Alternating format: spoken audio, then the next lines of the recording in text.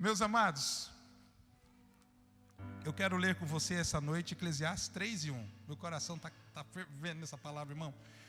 Deixa eu botar logo para fora. Vou longe não, tá? Prometo. Mas Eclesiastes 3:1. Não, Eclesiastes. Atos 3:1 diz o quê? Não dá. Tem que ser Eclesiastes mesmo. Isso. Deixa eu começar por aqui. Esses dias alguém perguntou para nós quais são os cultos de doutrina da nossa igreja. E eu achei muito interessante a resposta. Alguém disse: no domingo. Culto de doutrina. É doutrina do domingo. Ah, não é possível. Sim, vai lá que você vai ver. É culto de doutrina. Diz assim o texto: tudo tem o seu tempo determinado. Há tempo para todo propósito debaixo do céu. Eu vou ler de novo, você conhece a passagem, mas olha só. Tudo tem o seu tempo determinado. Há tempo para todo propósito debaixo dos céus. Deixa o texto ali. Eu quero começar destacando duas palavras que são pouco percebidas, que fazem parte dessa bela composição chamada Eclesiastes 3:1. Tem tudo a ver com você. Primeira palavra é a palavra tempo. E a palavra tempo traz por si a contribuição da concretização da segunda palavra, que é a palavra propósito. Elas estão diretamente ligadas. Não tem propósito estabelecido sem passar pelo processo do tempo.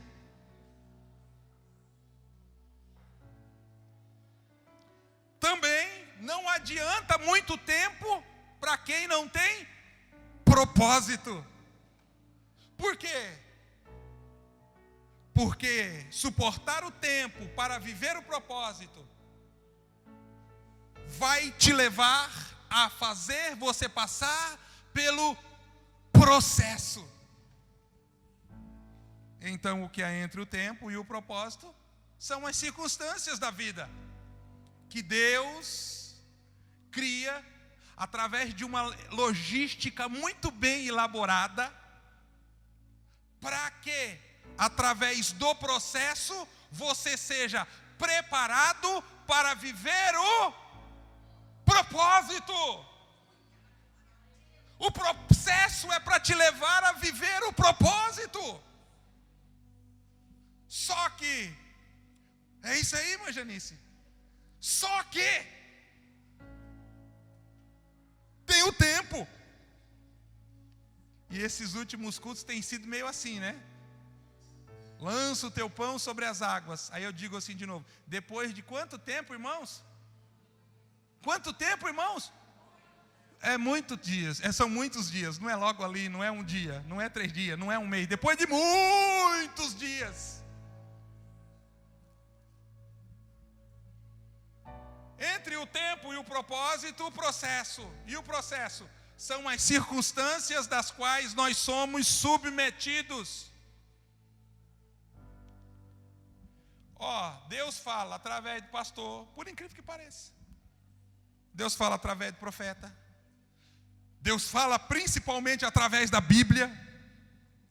Deus também fala através da vida do crente.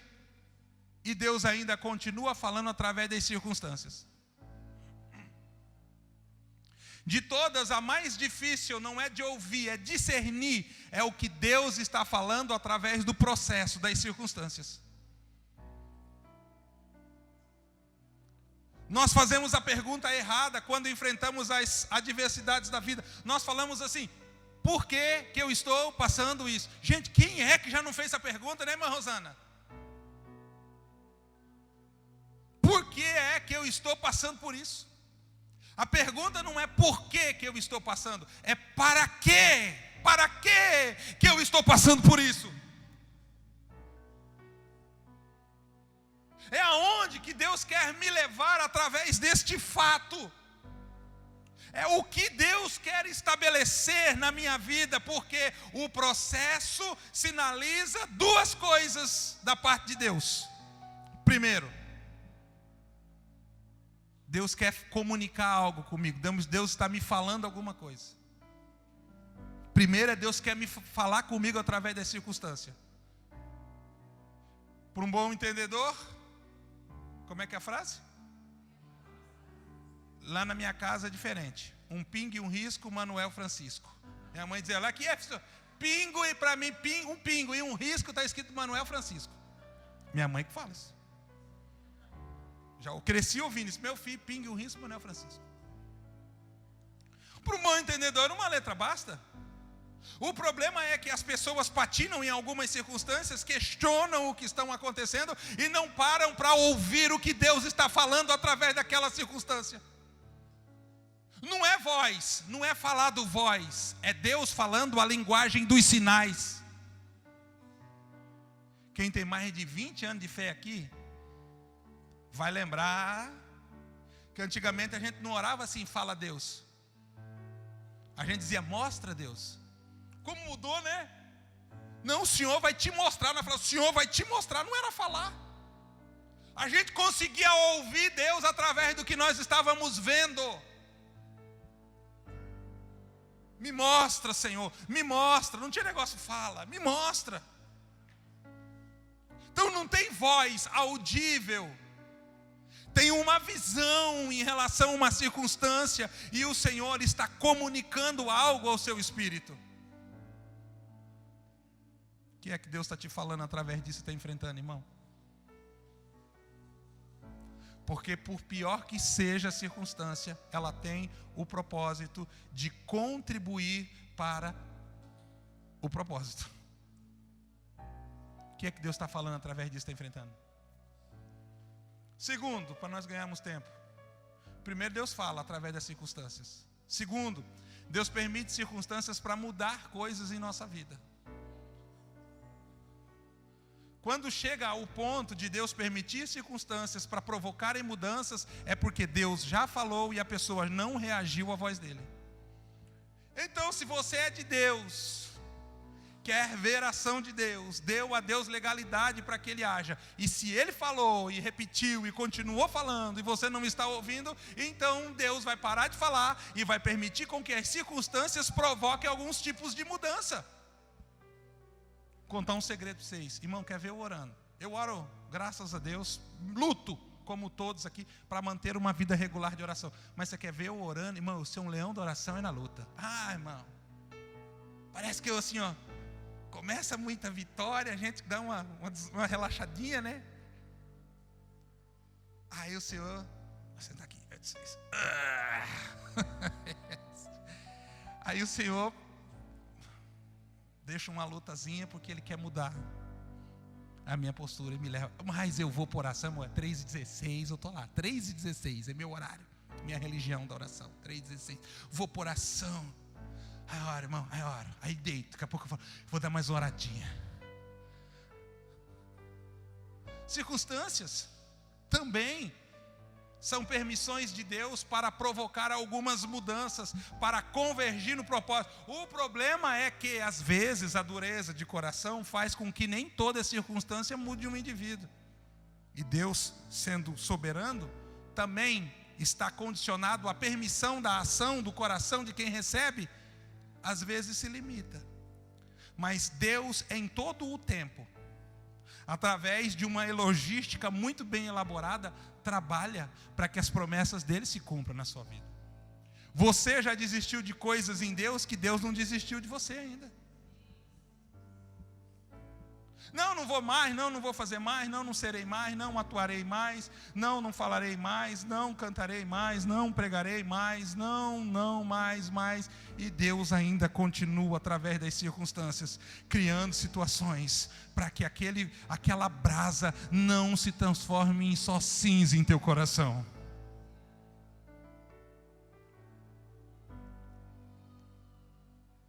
Não é porque, para quê? É para quê que eu estou passando por isso? É para mim voltar para o lugar de onde eu não devia ter saído? É para mim voltar para o primeiro amor? É para mim voltar para o lugar secreto, para o lugar de oração? É para mim voltar para o propósito? Você deve se perguntar. Porque a rendição do seu coração em relação à ação do Senhor vai te projetar novamente para dentro do propósito.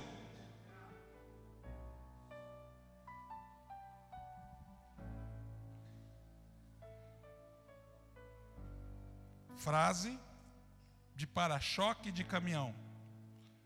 Está cansado de ver as coisas darem errado? Faça do jeito de Deus. Como é que elas não vão dar certo? Está cansado de ver as coisas darem errado? Faça do jeito de Deus. Porque é a única garantia que nós temos de que as coisas vão dar certo da forma certa. Porque pode dar certo da forma errada, então é errado. Vão dar certo da forma certa, é fazendo do jeito de Deus. Dói mais, demora mais, custa mais caro, a gente perde amigos, as pessoas nos chamam de fanático, mas no final, irmão, é aquela história, no fim tudo dá certo. Se não deu certo é porque não é o fim ainda. Eu compartilhei no grupo da igreja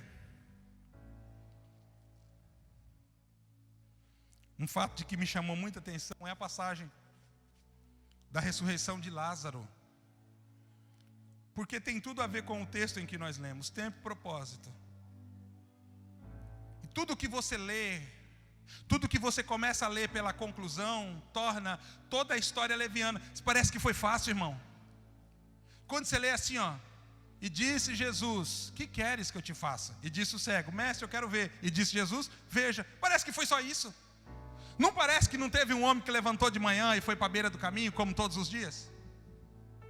Olha a dificuldade, que alguém teve que pegá-lo e guiá-lo até aquele lugar ali, que ele com certeza para estar ali teve que ser humilhado muitas vezes, de que ele já estava por aqui, não aguentava mais ser cego.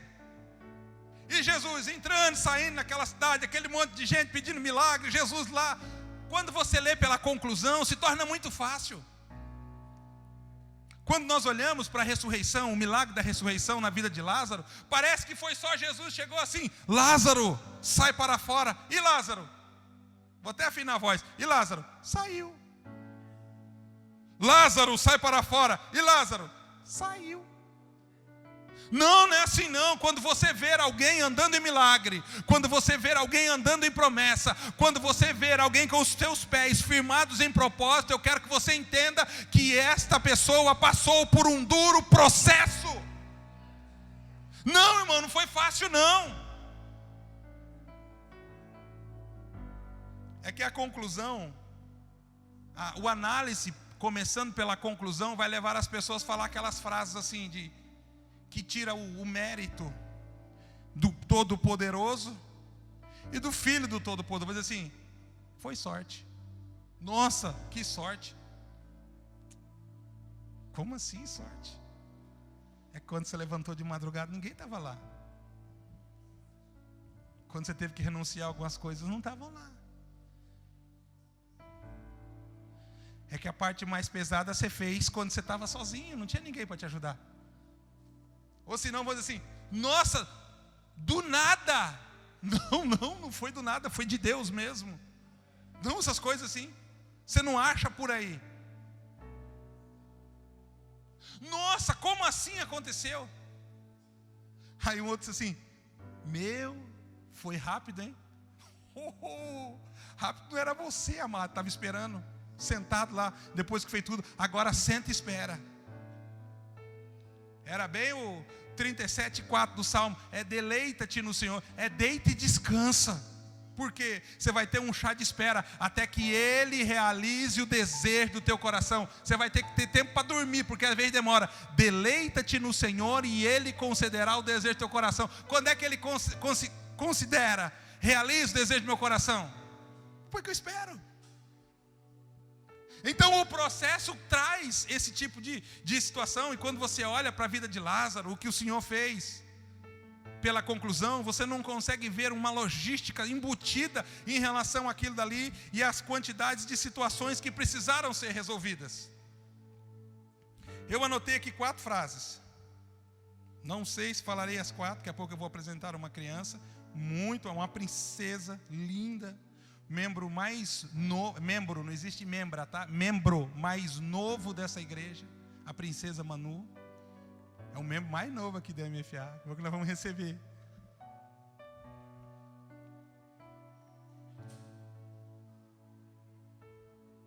Primeira frase, quando você ora para a vida de Lázaro, deixa eu adiantar aqui. É dita por Marta e depois confirmada por Maria. Isso valeria para uma ocasião especial, cavar nisso.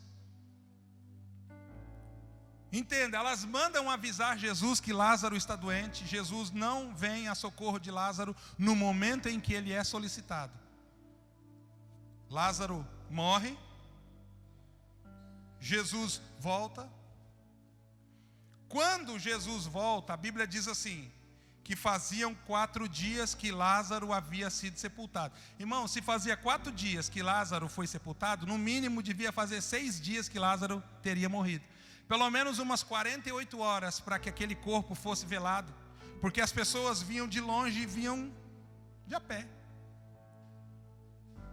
Quando Jesus chega, fazia 4 dias que ele já estava sepultado, o velório tinha passado e já fazia 4 dias. Então Marta vai na direção de Jesus e diz uma frase preocupante. Ela diz assim, antes de Jesus entrar na aldeia: ah, meu Senhor, se tu estivesse aqui, meu irmão não teria morrido. Anota aí seu coração. Jesus entra e quando encontra Maria, Maria diz a mesma frase, porque esse era o tema do momento em relação ao que ele estava vendo. Senhor, se tu estivesses aqui, meu irmão não teria morrido. Digno de nota, Lázaro morreu de quê? Lázaro morreu de quê? Gente, já foi dito. Lázaro morreu de quê? Por ausência de Jesus. Se tu estivesse aqui, meu irmão não teria morrido. Por que que Lázaro morreu? Porque Jesus estava ausente. Faltou presença de Jesus ali. Rafa, faz um favor para mim, vem cá. Aqui fora ali, ó. Aquele. Tem um pé de goiaba. Arranca um galho pequeno para mim com folha e traz aqui, por gentileza. Pedir para um dos homens mais fortes da igreja.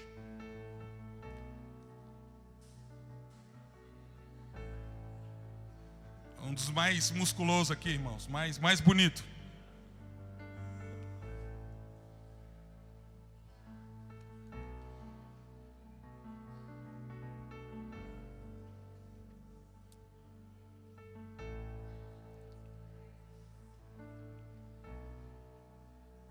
Só para você entender.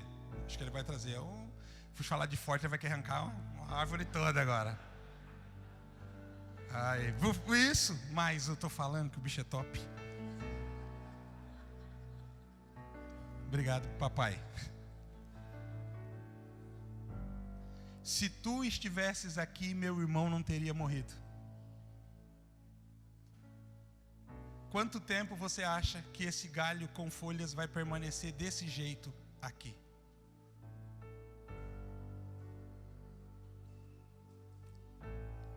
Convenhamos que em questões de dias, o verde vai desaparecer e o galho vai secar.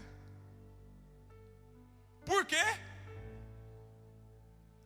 Não está mais ligado na árvore. Quando ele foi quebrado, a vida que a árvore manda para ele foi interrompida. Eu vou deixar aqui para a semana que vem nós dar uma analisada. Por favor, guarde minha. A vida foi interrompida.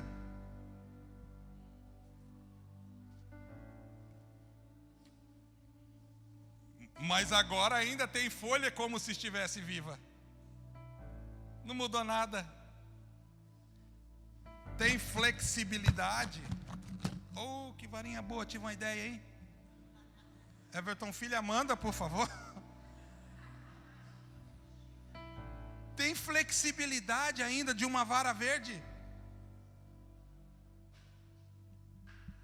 Mas sabe a folha e a flexibilidade? É só aparência. Ela já está morta, gente. Quando Rafa arrancou da árvore, naquele momento ela morreu. Ela já está morta. Só não tem cara de morta ainda, mas ao longo dos dias você verá o que ela tem por dentro manifestar-se por fora. Porque quando foi arrancada, ela foi desligada da vida. Se tu estivesses aqui, o meu irmão não teria morrido. Segura a bomba agora. Quanto tempo que você acha que você aguenta viver espiritualmente longe de Jesus? Quem que é autossuficiente a esse ponto? A igreja somos nós. Quem é autossuficiente para viver esse ponto?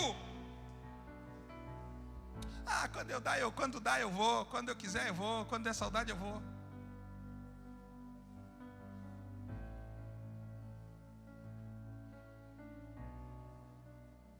A vara seca tem uma função, biblicamente falando: correção.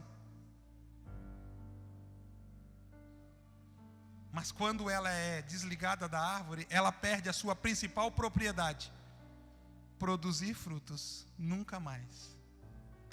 Está morta. Está morto. Morreu, Rafa. Você matou a florzinha. Deu um dó do galhozinho? Você desligou ela da vida. Senhor, é ele, não foi eu.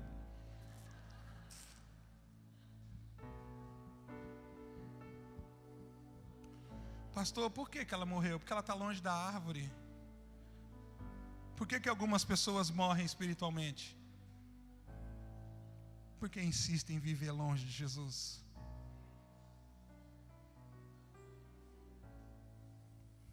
Insistem em estar longe dele. Então tudo o potencial que poderia ser produzido através deste galho aqui, nunca mais. Se vós estiverdes em mim, e as minhas palavras estiverdes em vós. Por que a gente ceia todo mês, irmão? Porque é a representação do seu corpo no meu corpo. Do seu sangue correndo nas minhas veias e quebrando toda a legalidade. E eu dizendo: eu aceito o teu sacrifício.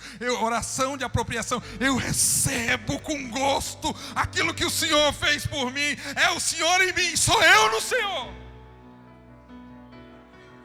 Se tu estivesses aqui, meu irmão não teria morrido.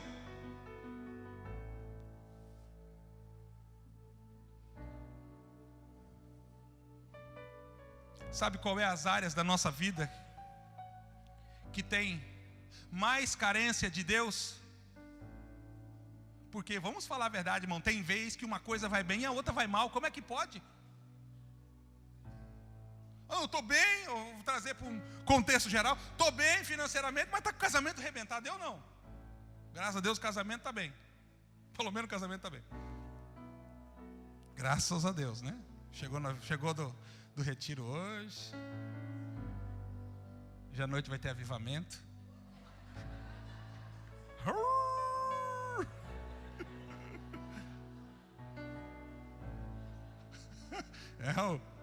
Não. Lucas?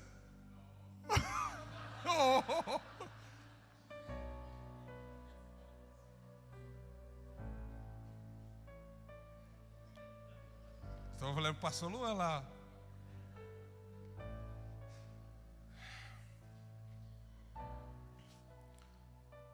Uma coisa vai bem, a outra coisa não vai. Porque a nossa vida é como uma casa dividida em compartimentos, repartições. Uma área pode estar organizada e a outra não. Pode ter uma atenção e a outra não. Então as áreas de maior conflito, de menos evidência de Deus, são as áreas que nós damos a Ele menos acesso. Menos acesso. É natural você ou eu ir na casa de alguém e a pessoa me convidar a ficar na sala. Eu não espero que me convide para ir no quarto. Existe um perímetro ali, limitando um ambiente de outro. E a ação de Deus na nossa vida muitas vezes acontece assim. Irmão, é crente, irmão. Conheci gente crente. Irmão de Deus, crente. Irmão. Se der um, assim, ó, do fogo. Se der um espirro, cai um raio no chão. Crente. Essa aqui, esse pastel de feira. Ungido. Ungido,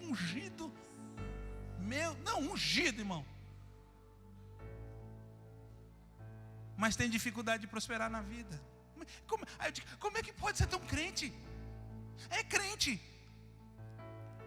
Porque áreas diferentes, atuações diferentes, e o Senhor estabelece o poder da sua palavra onde Ele tem acesso. Vai ter outro assim, irmão de Deus. Não é nem crente, irmão. Está prosperando, está mandando o dízimo para a igreja. Sabia que tem gente assim, irmão? Verdade. Não, pastor, não quero ir na igreja, pastor, mas eu queria só dar o dízimo. Olha, receber, a tesoureira vai receber. Mas assim, ó, é bom quando vem embrulhado com o teu coração junto. Aí prospera. Mas garante dízimo, garante salvação de alguém? Eu tirei a oferta mesmo, então agora eu posso falar, irmão, ninguém é salvo porque dizima. Ai meu Deus, teu próximo culto, esqueci. Uma área, uma coisa, outra coisa. Faça um levantamento de vida e descubra quais são as áreas de maior conflito que você está enfrentando e faça um levantamento de quanto você tem em Deus. E se a quantidade de Deus que você tem lá é suficiente. Porque para cada área da sua vida existem promessas de Deus. Todas as áreas da nossa vida existem promessas de Deus. Todas as áreas nós precisamos conhecer as promessas e descobrir os princípios que acionam as promessas sobre a nossa vida. Precisamos descobrir. Se o Senhor tivesse aqui, meu irmão não teria morrido.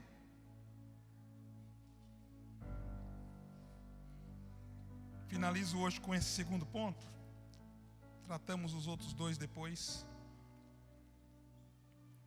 A Bíblia diz que Jesus ouve de Marta, ouve de Maria,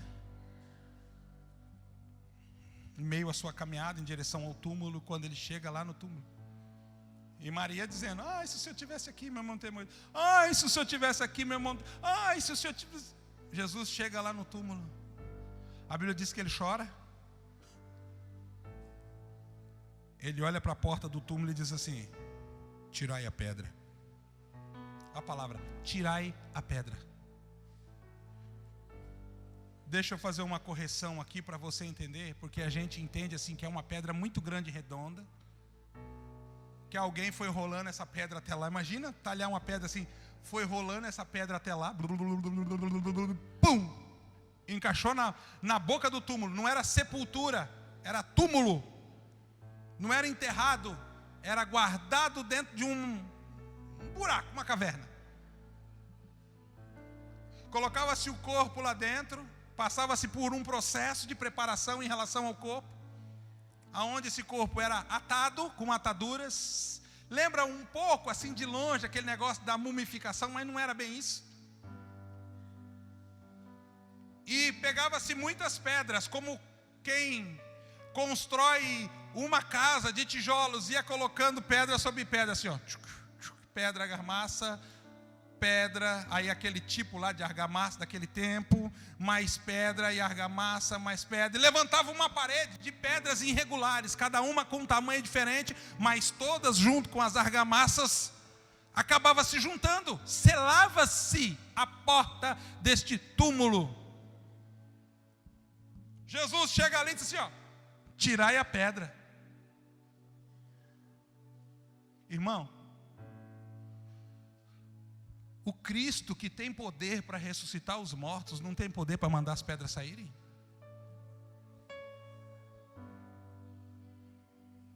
Senhor,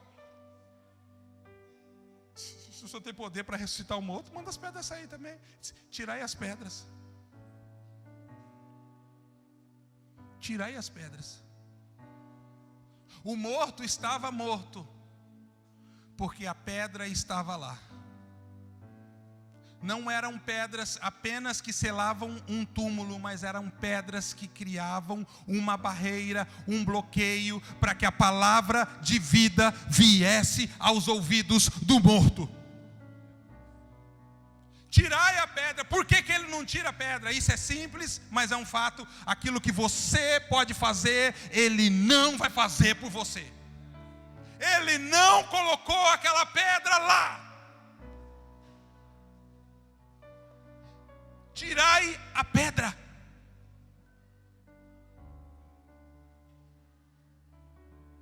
Pequenas e grandes, impedindo o milagre. Há uma palavra de vida, mas há as pedras que estão impedindo esta palavra de ser concretizada.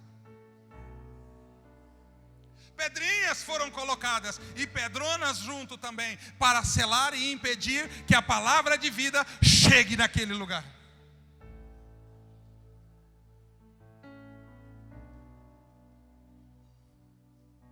Quais são as pedras que você tem permitido serem construídas, uma muralha te impedindo de viver as promessas?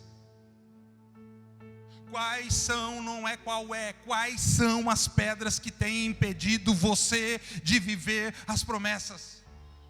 O morto não vai voltar à vida até que as pedras sejam tiradas. Existe uma palavra para que o morto volte, mas o morto não vai voltar à vida até que as pedras sejam removidas. Jesus só vai entrar em atuação em relação ao que só Ele pode fazer, depois que você fizer aquilo que você pode fazer.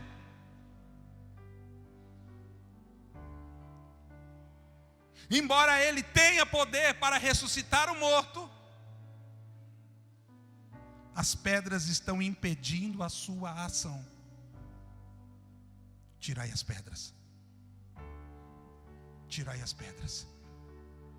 É você que permitiu com que essas pedras estivessem aí. Então é você que deve tirar as pedras. Tirai as pedras. Interessante é que quando ele dá esse comando, o dispositivo de justificação humano salta na frente do autor da vida e diz: Senhor, mas como assim? Já fazem 4 dias que ele foi sepultado, o morto cheira mal.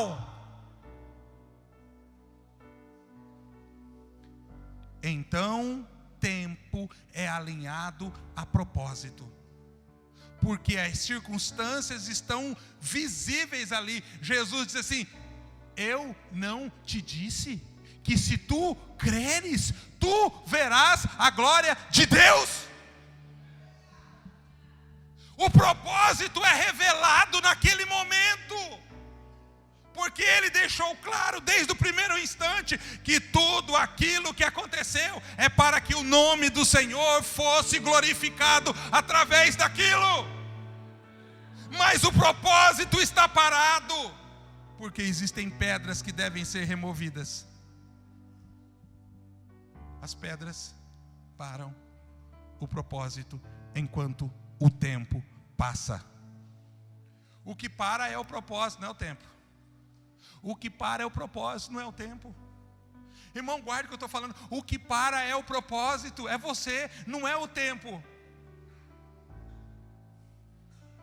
O tempo não para. O que para é o propósito. Como nós precisamos assentar, isso é sério. Eu quero que você assente seu coração. O que para é o propósito, não é o tempo. Os filhos continuam crescendo, as contas continuam vindo, as coisas continuam acontecendo, e você dia após dia perdendo sua vida, envelhecendo. O que para é o propósito, não é o tempo. Dar um tempo é perder o tempo. Tirai as pedras. As pedras que têm impedido com que as promessas de vida do Senhor venham até você. As pedras que têm impedido com que a palavra do Senhor se cumpra na sua história. As pedras que têm limitado a ação do poder de Deus, porque elas estão lá. Fique de pé, por favor. Vem cá, pessoal do louvor. Tirai a pedra.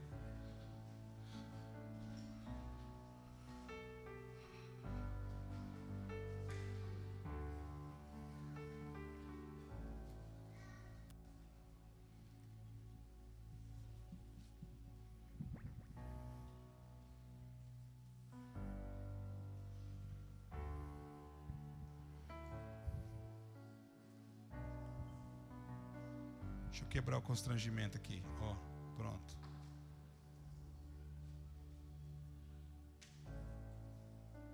A gente começa pulando e termina chorando.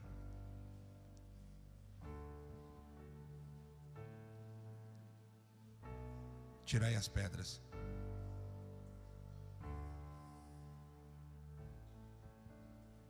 Porque a vida que está no Senhor quer se manifestar sobre a sua vida. A vida que o Senhor tem para você é melhor do que a vida que você está vivendo. Tirai as pedras, para que a palavra que foi liberada da parte dele venha a ser concretizada. Tirai as pedras da indiferença, da incredulidade, da vaidade, do orgulho, da mágoa, do receio, do rancor, da ira, do ódio, da murmuração. Tirai as pedras. Quais? Eu não sei quais são. Eu sei que elas estão aí diante de pessoas.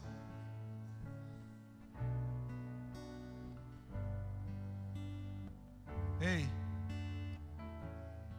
toda reação sua à palavra de Deus é uma resposta que você está dando àquilo que você ouviu. Querer tirar as pedras não vão fazer com que elas saiam de lá. Alguém que as colocou terá que passar pelo processo do constrangimento de ir até lá e tirá-las. Nossa reação é uma resposta à palavra que foi liberada sobre as nossas vidas, e como nós nos comportamos diante dela decide o quanto dela será estabelecido sobre mim. Por isso que nós fazemos assim, ó, quem quer receber oração e precisa diante do que foi ministrado, vem à frente. Venha à frente. É um convite. Quem quer receber uma oração diante do que foi ministrado, saia do seu lugar e venha à frente. Ajoelhado, em pé, como você quiser, eu quero orar por pessoas.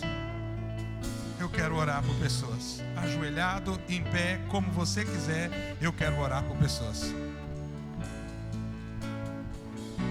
As pessoas passam pela nossa vida e fazem aqui, ó. As pessoas passam pela nossa vida aqui, casal. As pessoas passam pela nossa vida e fazem uma bagunça e vão embora. E os mesmos que bagunçaram não voltam para arrumar.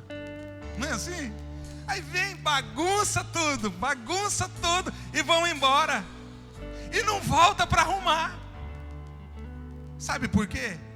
Porque geralmente quem bagunçou a sua vida e foi embora está procurando outra vida para bagunçar.